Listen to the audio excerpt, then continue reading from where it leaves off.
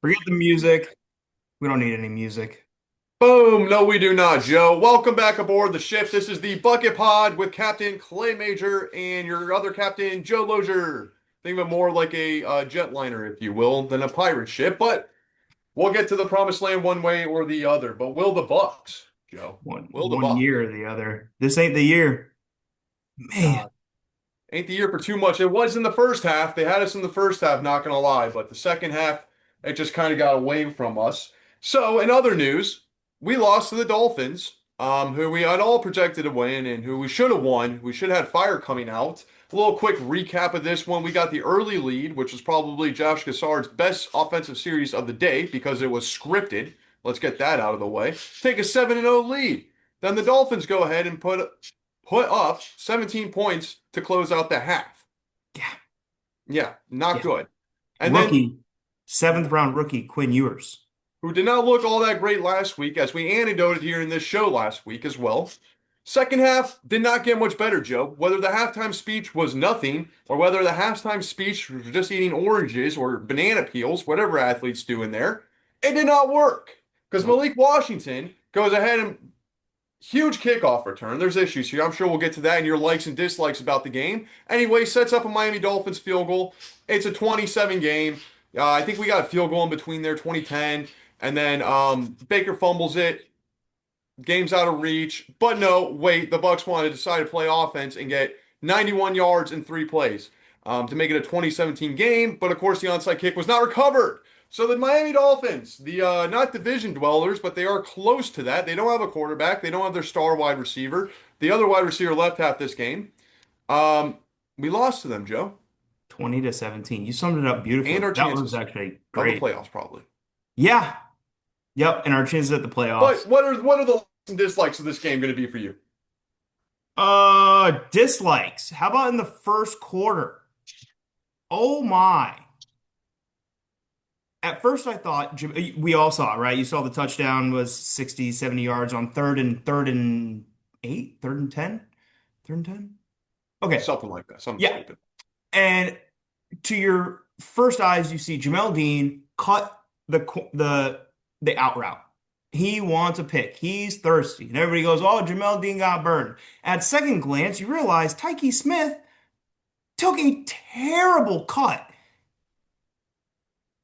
And Yeah. uh and it made you wonder, well, Todd Bowles did not mince words after the game in his post-game press conference when asked if that was Tyke's man. Todd simply said, yes, that was Tyke's man. So the one guy that we've been a staple on, hammer Tyke's tackles. Tyke looks like the best player, even though Antoine's supposed to be our All-Pro Hall of Fame safety. Tyke, another one between the ears, doesn't cover the right guy. And that's just like literally what it looked like all game long. It just looked like our players were out. It's not just against the Dolphins. It looked like it against the Panthers and against the Falcons and against the Saints the week before that. It's like our defense just doesn't know where they're supposed Yeah. to be. No, out of position. And Tyke got benched for that. Todd Bowles finally decided to make a change somewhere and did it in the forms of one of our best defensive players. So Chris Izien, who took his place, gave up a huge third down. Antoine was out there missing assignments as well. Just not a good game. Yeah, So it's just like their heads just aren't on straight, you no, know? Yeah, you no, know whose there's heads no are comfort. on straight though. I'll give you something I like, right? We Okay. watched it. Jalen McMillan and Chris Godwin were both running the routes they were supposed to run, and Baker Mm. was finding them open. The fact that Baker can throw the ball to Jalen down at his knees, and he just knows to get down, secure the ball, and catch.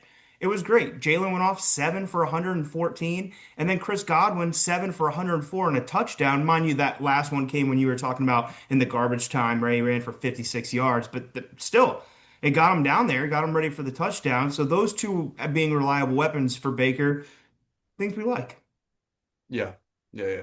No, I mean I do like that. Most of the Chris yardage came on that. Chris is just running intermediate routes. He's not getting open deep. He's not getting open medium. So he's just a quick dump off. He's playing that Sterling Shepard role right now. So you want to count that as a like, we'll count it. But I'm half of trying. it came on one play I'm in trying to garbage. find. I'm trying to find likes, man. Last week, Sometimes there last ain't to find. Last week we went on Cam Johnson returning three kicks for 101 yards. I feel like the Dolphins returned three kicks for 100,000 yards. Our Yeah. special teams let us down again. We kick the ball out of the end zone. I'm not sure if you noticed that the entire game. And the one time we don't, we get burned for that 51 yards Yep. because we're Yep. scared because we don't play kickoff. Our special teams coach from New York, Thomas McGaney, whatever his name is, I've talked about him before. Yeah, he doesn't know what he's doing. When you're scared to kick a ball in the field of play, there's a problem there. This is professional, okay? You need your best out there. You need your best performance, Yep. and that's not happening And Ch consistently. and Chase got that field goal blocked. Another thing he was known for in New York, and it's happened earlier in the season with Riley's kicks, and now it's Yeah. happening with Chase. Yep. I think Chase got blocked too, but in the Jets game, if I'm not mistaken, and it's an issue.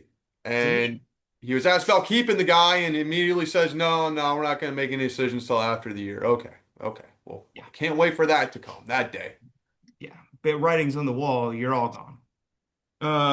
Maybe. Maybe.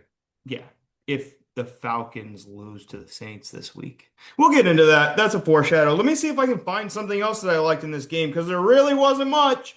Yaya was getting in the backfield, right? He had a couple of tackles for loss. He had six tackles total. He had a sack, right? He was being disruptive. It was good. We like to see Yaya get in there. That was Oh, you nice. gotta look great. You gotta look good. Yep, absolutely. The middle of the field, once again. I know we keep harping on it. You guys are sick of hearing us talk about it. But man, I watched Levant. I started keeping a tally in the first half. Levante blatantly missed two tackles, and Servassier Dennis blatantly missed three tackles in the first half. I stopped counting. I didn't want to do it. It was ugly. Hassan Reddick decided to shove a man instead of tackle him at one point in the game. Tells you all you need to know. JPP couldn't wrap up small Devon A chain, who he has a Dude, foot over. literally, he missed Devon H. This was such a great sequence. It was incredible. Incredibly in the wrong way, right? So he misses the tackle on Devon H. Then the very next play, Quinn Ewers rolls out to the right, and JBP, massive man, don't care if he has 7.5 fingers, doesn't matter, knocks the And puts ball his down. hands up. Great job. How many? What was it? How many Fingers? does he have? How many fingers does he How have? many fingers? Yeah. 7. Seven fingers, right? Yeah. Knocks the ball down. Very next play, misses a tackle on Devon A. Chan again. Incredible. Absolutely incredible. What happens when you're starting a 36-year-old defensive edge? So I have one other thing that I liked. In the second half, Say we only gave up 3 points. Defense looked good in the second half. Didn't look bad, Yeah. but of course, Mike McDaniels knew that, hey, look, all I got to do is not turn the ball over. I'm only going to ask my quarterback to throw the ball 7 times because he's already torched you guys in the first half to give me a big enough lead where I can just put it in the hands of my playmakers because this Bucks run defense, who's so good against the rush and so strong, I am not scared of. Why are they playing V to V on the end? Why? Why? Why? That makes no sense to me. And Nope. then A chain goes up the middle. No. And Vita did look good, right? Like Vita was doing his job, but it seemed like he was just about the only one. Antoine was out of position a couple of times, but he was still flying all around the field. It just goes to show what a couple of seasons ago, it was like 2 seasons in a row, Antoine would have been there on that receiver and would have popped that ball out before he got in the end zone. And here we are, 2025, 2026 season, and he's a step late. Sums it up. Um, okay. Last thing. Watch on TV. The cameras kept pointing to the sidelines, and you saw this team's in disarray. Not just on the field, they're in disarray off the field. You got Mike Evans. I don't know how many times they showed Mike Evans. You saw it. He just looked pissed. Yeah. Every time he came off the field, he was pissed. And then Come back Bucky from at the injury and end, then you start losing all these games like this, it's going to get to him, man. yeah. And Bucky's over here yelling at Tristan Wirfs. Tristan Wirfs didn't even play. Bucky don't have a right. But Bucky was yelling at the offensive line. Tristan Wirth was sticking up. One, Luke Gadecki should have done that, in my humble opinion, because you're right, Tristan didn't play. But Tristan just trying to get him calmed down. And Bucky, what are you upset about? You have looked like a shell of your former self. This is not a player that was getting Bucky chants from a stadium at the start of the season. and even last year, most of last year, to now where you're barely struggling to get 3 yards of carry. Yeah, you're making guys miss, but it's also the offensive line too. That's another problem. You have so many backups. They're not even good backups. Dan Feeney isn't anywhere near an NFL caliber guard. The Michael Jordan is not better than Aaron Stinney was during Aaron Stinney's time here. I would love for Aaron Stinney to come back there and man it. Yeah, very well put. I mean, like the interior and like Graham Barton, he's only one guy, right? Yeah, Like, great if he had guards next to him that could produce, then he would look better, but he can't. I even had in the first, it was cool. My notes in the first half, I had Chuck Wuma is filling in admirably for Tristan Wirfs, and in that second half, no, wrong. Yeah, Bradley Chubb made Chuck Wuma look like a college kid. yeah. 5 pressures and 2 sacks. It was just you can't do anything with this offensive line. And I get it, Bucky might be frustrated at 2.1 yards a carry, but you get 9 carries and you have 3 more yards than your quarterback. Yeah. I don't want to hear it. Like it's a shocker that we're not doing anything because nobody respects the run, nobody respects the pass, nobody respects the Buccaneer offense, and you have all these weapons. And why would you? You had 10 points until a minute before the game was over against the lowly Miami Dolphins. It's really disheartening for a team that we saw in the first half. I mean, we were chanting for Baker, MVP chants for MVP. Baker. There was MVP. there was the strong consensus that the Buccaneers could be in the Super Bowl and probably be in the NFC Championship game the way they were playing among the NFL cognoscente, as they call them. And now we're a Falcons win over the Saints away from missing the playoffs. What a weird thing, man! It's like a twisted episode of Monday Night Raw where you got two hated rivals going against each other, and then they team up with two other hated rivals, but none of them give a lick of split about each other because they're also rivals. So it's just a big old conglomerate here. So yeah, a lot of things can happen. The NFL screwed the Buccaneers as well by putting that game Saturday at 3 o'clock, 4 o'clock, whatever it may be, 4:30. Yeah. and then having to wait a whole day Yeah. to find out if we even win the division. Yeah. So if we lose, we can rest easy that night. But if we win, we have to wait an entire 24 hours to figure out what our fates will be. And then watch the Falcons Saints game. There's not much I'd rather not do on a Sunday than watch Falcons and Saints play. I don't know about you. I don't want to watch my division foes play. I really don't. I don't have any interest in that. When I No, I watch, don't like the Saints. I don't like the Falcons. no, Can't no, stand 'em. gross. Gross. Okay. Are we done? Do you have anything else? Can we move past the Dolphins? Just the way the Bucks need to move past the Dolphins. Yes, yes. Move past the Dolphins. Move past the coaching staff. Move past this year, Tampa Bay. It's a new day, Tampa We Bay. have some off-season content for y'all. Awesome content. Like, subscribe. Oh, if you have anything you want us to talk about in the off-season, anything specific, let us know. Leave a little Yep. comment.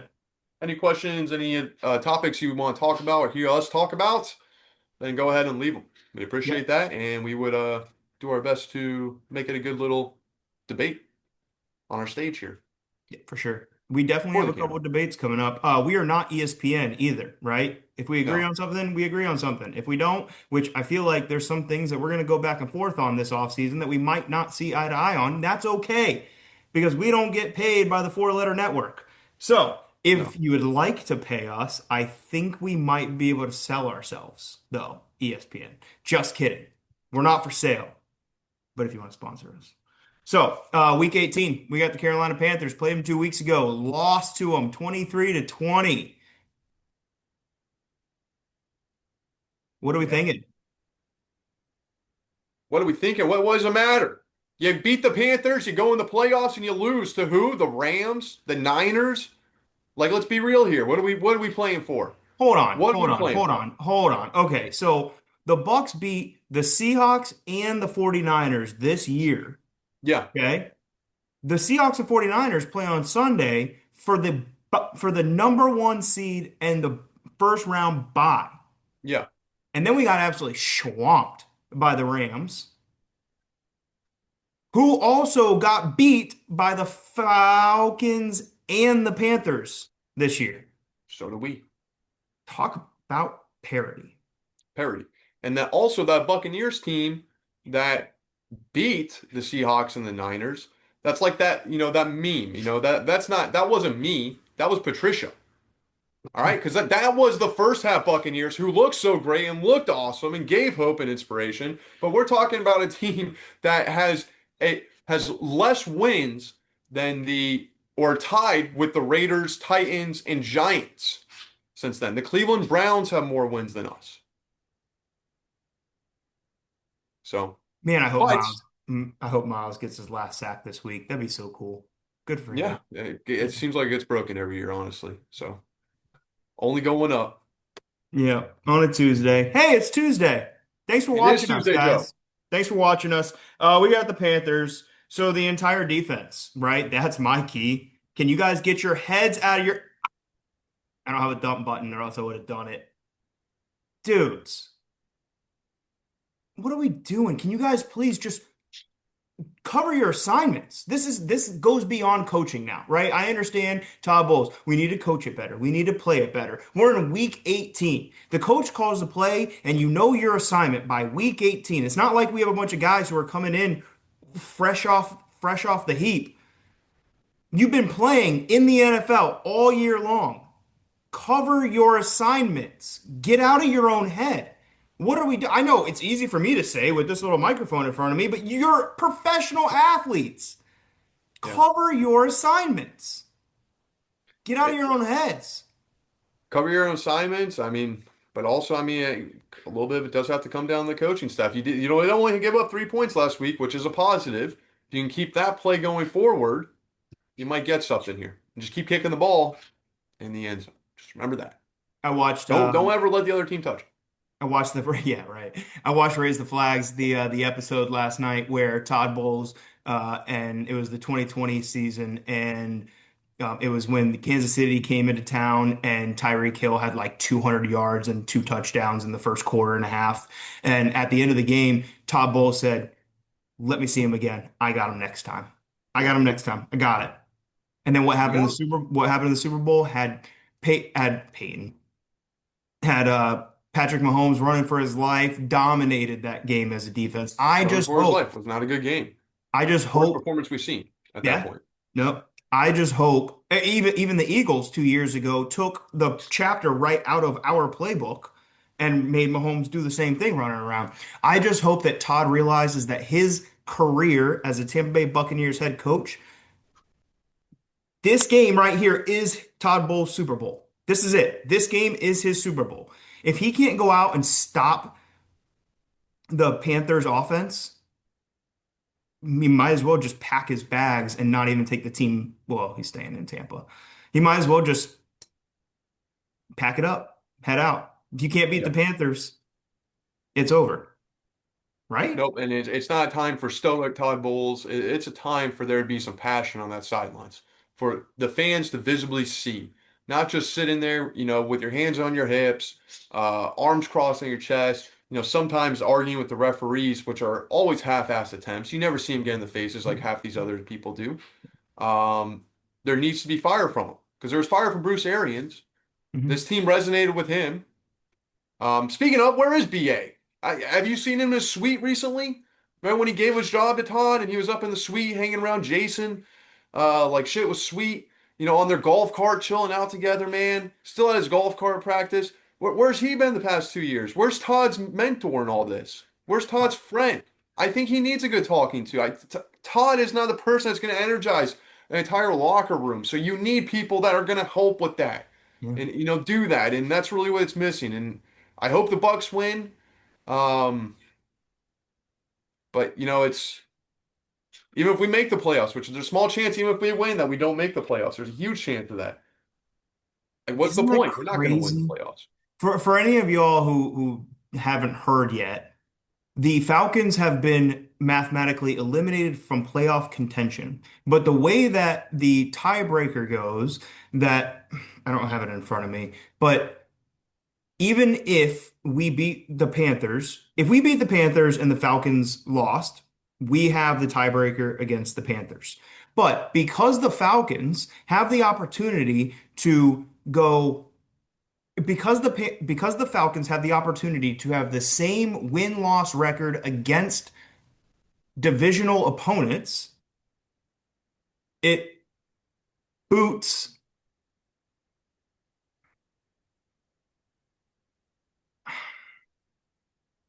If the Falcons win, the Yes. Panthers take the tiebreaker.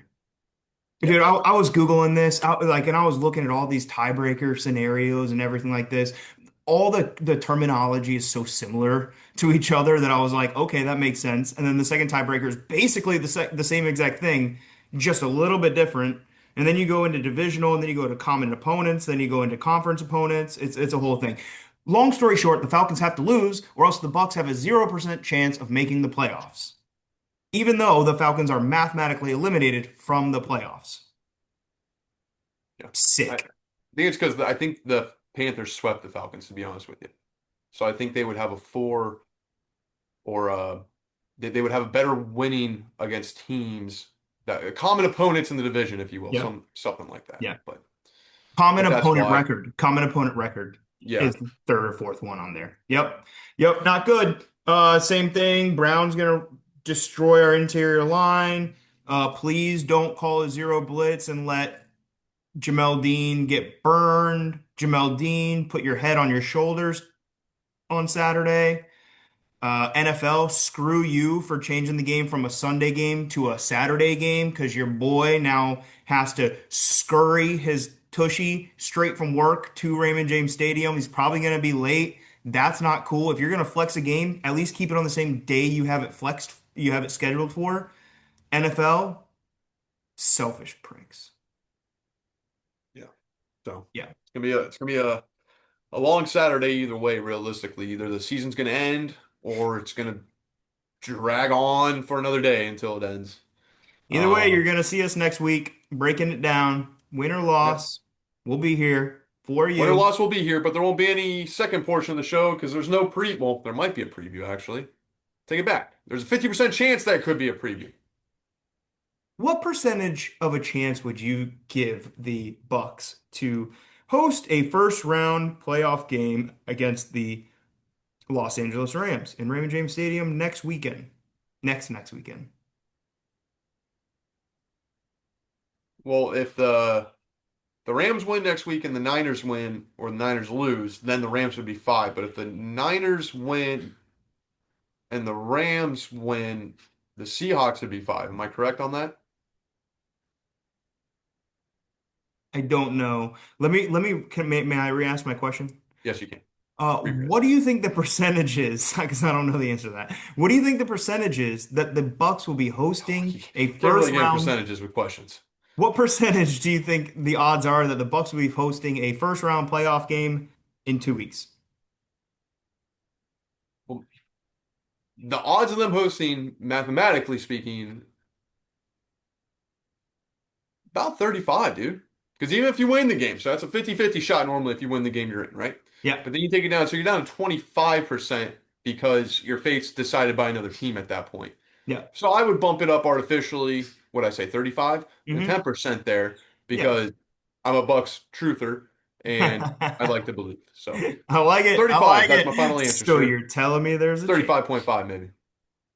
So you're saying there's a chance. What about you? What's your percentages, sir? I You want know you to what? break I down think the I'm gonna. math behind it I too. was in my head. I was thinking 40% just because I 40. really think that the Bucks can beat the Panthers. I do. I Yeah. really think the Bucks can beat the Panthers on You really Saturday. think the Saints can beat the Falcons? And then I don't know if the Saints can beat the Falcons. Any given Sunday, the Falcons just beat the Rams. Yeah. We And have a 20 The Saints just beat the Titans. and the Falcons almost folded against the Rams. The Falcons have a 38-year-old Kirk Cousins and the Saints have a 26-year-old rookie quarterback. Life I is needed miserable. I needed two more points from Bijan or Blake Corum. Blake Corum went down in the first quarter. This is not a Rams fantasy football Did you podcast, start though. Corum over Tonjes? I did start Corum over Mm, Tonjes. that's crazy. How Tonjes do? 19. Yeah, pretty darn good. Quorum did 1.7, and your boy lost. Your Woo! boy lost in his big money championship by 2 points. That's rough. You had the winning formula. It's almost like starting Joe Burrow over Jacoby Brissett 2 weeks ago. I know that feeling. We all make mistakes, Joe. We all We have all make regrets. mistakes. We all make mistakes. We do, we do. Hopefully the Bucks make way less mistakes on this Saturday, 4:30 p.m. against not Florida Panthers, your Carolina Panthers. Um, Thanks for watching, y'all. That's how you're gonna end it? No, you're gonna end it because you're the Thanks captain for, that steers the okay. It ship. sounded like you were about to click the button. Thank you for watching. As Captain Joe said, I was a little bit confused there. I was like, wait a second, I'm stealing my thunder. I'll allow it. Pretty good. Like he said everything, ladies and gentlemen. I have nothing left to say. Thank you for watching us. Like, subscribe. As always, we'll be here steering the ship with you next week. Thank you, and we'll see you all next year. Joe, now's the time to hit the button. Hey, happy New Year, y'all. Thanks for Hey, hey, Tampa watching. Bay. Go Bucks.